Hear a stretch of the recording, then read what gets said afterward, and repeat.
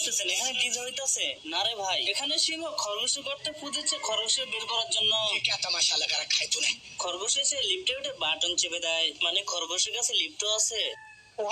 এই খরগোশ তো পুরো সিংহের গালের ভিতর গিয়ে ওঠে। খরগোশ সিংহের কোনো ভয় না পেয়ে গাজর খাওয়া শুরু করে। क्या साबित करना चाहता है तू? क्या साबित करना चाहता है तू? তুই কি আমারে ফুটপাতের মাস্তান ভাবছস?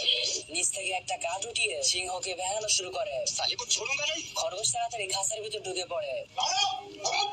সিংহ এখান থেকে চলে যায়। খাঁচা ভাঙার জন্য সিংহ হাতে নিয়ে চলে আসছে। পকেট থেকে একটা খেলা বের করে ছেড়ে দেয়। আমি পারি না